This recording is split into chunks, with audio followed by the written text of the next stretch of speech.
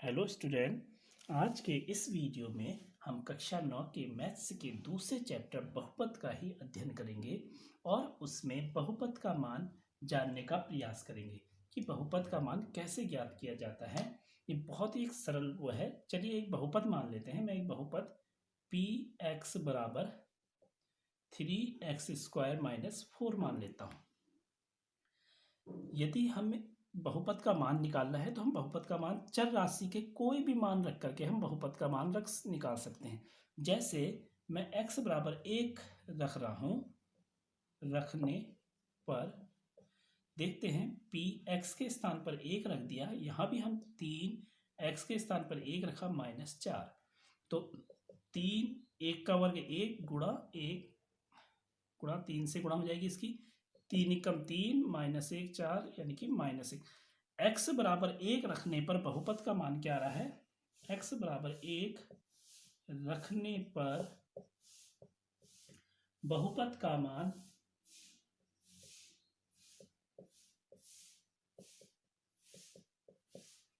p1 करके हम इसके बराबर कितना आ रहा है? -1 का मान -1 आता है। इसी प्रकार से आप x बराबर 2 रख के भी बहुपद का मान निकाल सकते हैं। x बराबर, देखिए मैं करके दिखा दे रहा हूँ। x बराबर 2 रखने पर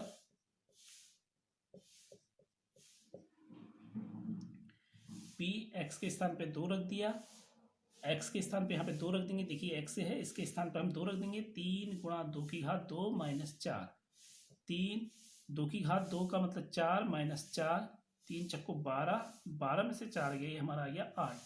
तो x बराबर 2 रखने पर बहुपद का मान क्या था? x बराबर 2 रखने पर, मैंने यहाँ पे लिख दिया ये, रखने पर बहुपद का मान कितना आया? px बराबर 8 आया। तो बहुपद का मान क्या होता है? चर राशि के भिन्न भिन्न मान रखने पर, अगर हम बहुपद में चर राशि के स्थान पे भिन्न भिन्न आंकिक मान रखेंगे तो अंत में जो रिजल्ट आएगा वही हमारा क्या होता है? बहुपद का मान होता है। आइए अब चलते हैं बहुपद का शून्य क्या होता है।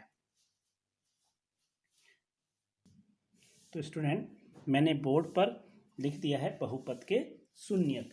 आइए इसको समझने का प्रयास करते हैं और इसको भी हम एक उदाहरण की सहायता से समझेंगे। फिर मैं आपको इसकी परिभाषा बता दूंगा। तो देखिए, मैं एक सरल सा उदाहरण ले रहा हूँ। जैसे मान लेते हैं हम कोई बहुपद px बराबर हमको दिया हुआ है x - 4। अब इसमें हम x के विभिन्न मान रखते चलेंगे। जैसे मान लीजिए पहले मैंने रखा x बराबर 1 रखने पर,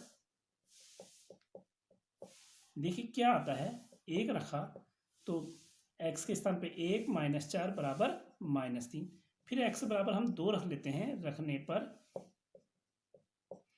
तो x के स्थान पे 2 रख दिया, यहाँ पे 2 -4 यानी कि -2 आ गया। x बराबर 3 रखने पर क्या होता देखिए, तो यहाँ पे हम देख रहे हैं x बराबर 3 रखने पर p3 3 - 4 = -1। चलिए अब x बराबर 4 भी रख लेते हैं। यहाँ पर बहुपद का मान क्या आता है? p4 = 4 - 4 यानी कि 0। आपने एक चीज नोट की, हमने x के भिन्न भिन्न मान रखे लेकिन कहीं भी 0 नहीं आ रहा, परंतु जब हम x बराबर 4 रख रहे हैं तो बहुपद का मान क्या हो जा रहा है? 0 हो जा रहा है। इसलिए हम यहाँ पे कह सकते हैं, इसलिए x बराबर 4 बहुपद का शून्यक है। आशा करता हूँ कि अब आपको परिभाषा समझ में आ गई होगी। परिभाषा पे आते हैं तो देखिए x बराबर 4 रखने पे बहुपद क्या हो गया? 0 हो गया। तो x बराबर 4 हमारा बहुपद का शून्यक है। तो बहुपद में चर राशि का वह मान, किसी भी बहुपद में चर राशि का वह मान जिसे बहुपद में रखने पर बहुपद का मान क्या हो जाता है? 0 हो जाता है, बहुपद का शून्य कहलाता है। मैं परिभाषा यहाँ पे लिख दे रहा हूँ। परिभाषा किसी भी बहुपद में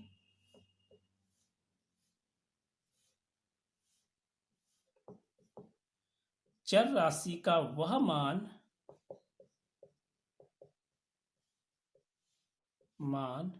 जिसे बहुपद में रखने पर, जिसे बहुपद बहुपद में रखने पर बहुपद का मान शून्य हो जाता है,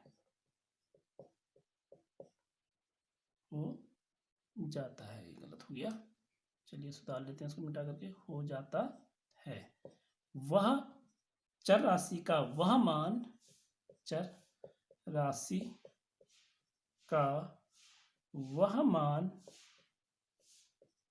बहुपद का शून्यंक कहलाता है।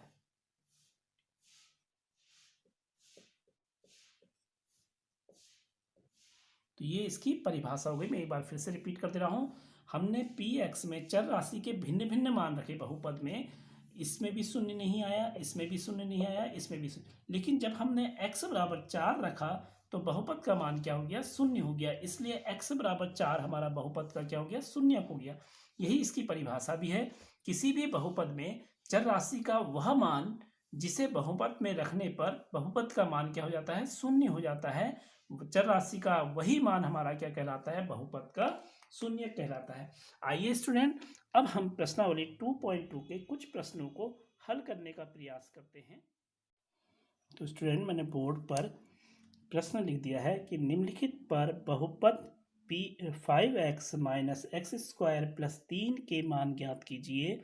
x बराबर 0 दिया हुआ है, x बराबर -1 दिया हुआ है और x बराबर 2 दिया है।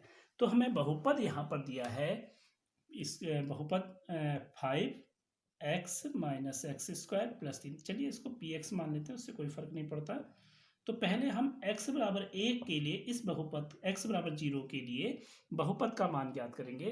तो जहाँ जहाँ पर x है वहाँ पे शून्य रख देंगे। देखिए इसमें शून्य रख दे रहा हूँ मैं, तो क्या आता है 5x के स्थान पे शून्य माइनस 0 की घात 2 प्लस 3। 5 और x के बीच में कोई चिन्ह नहीं, तो गुणा का चिन्ह है, तो 5 और 0 की गुणा हो जाएगी, शून्य आ जाएगा, माइनस शून्य का वर्ग भी शून्य होता है, प्लस 3। तो ये तो शून्य हो गया, बचा क्या हमारा प्लस 3। तो x बराबर 0 रखने पर बहुपद का मान क्या हो जा रहा है, शून्य हो जा रहा है। मैं एक प्रश्न और इसमें सॉल्व कर दे रहा हूँ, इसका सेकंड पार्ट। बाकी तीसरे प्रश्न को आप लोग खुद से सॉल्व करेंगे।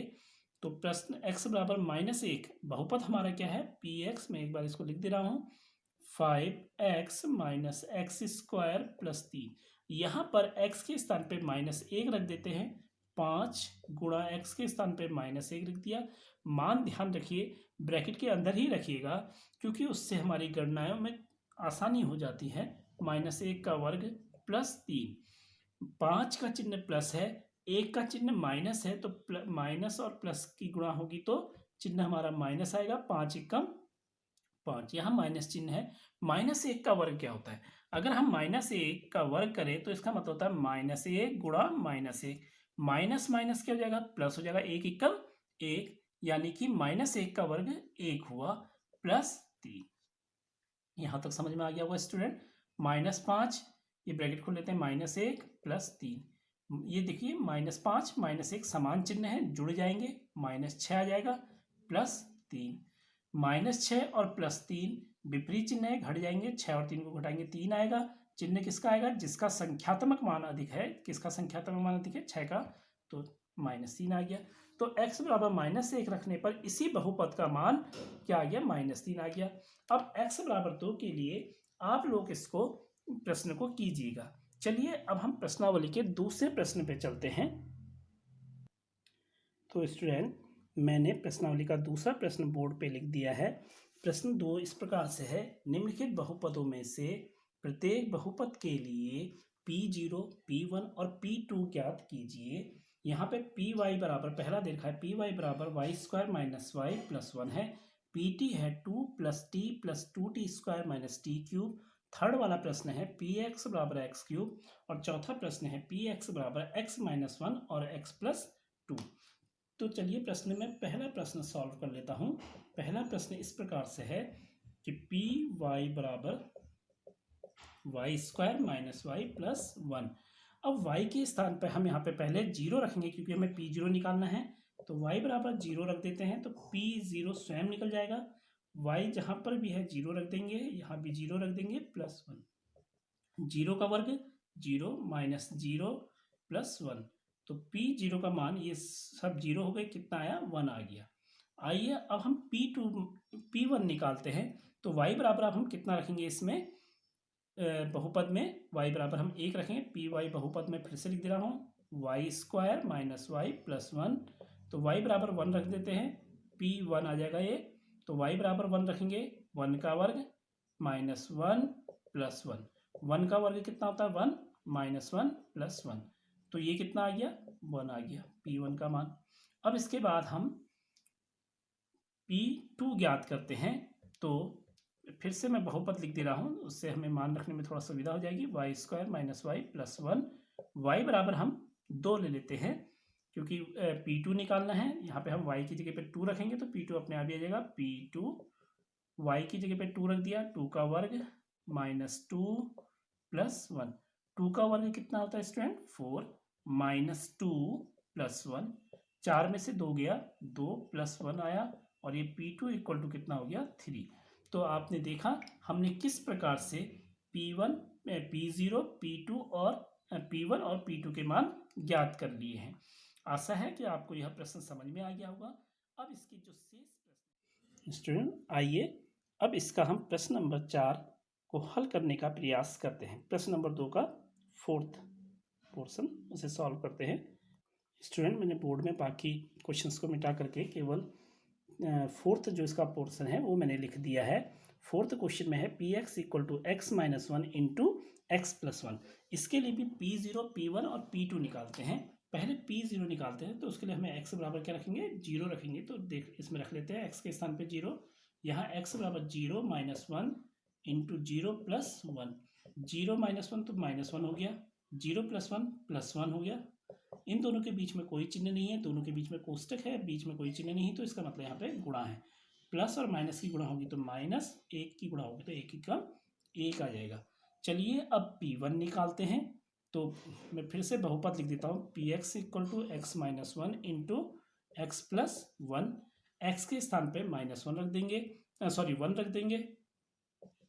तो यह आ जाएगा P1 1 माइनस 1 1 प्लस 1। 1 में से 1 गया 0 इंटू 1 प्लस 1 2, और ये आ जाएगा P1 बराबर हमारा 0 और 2 की गुणा हुई 0 आ गया। अब इसी प्रकार से हम P2 निकाल देंगे।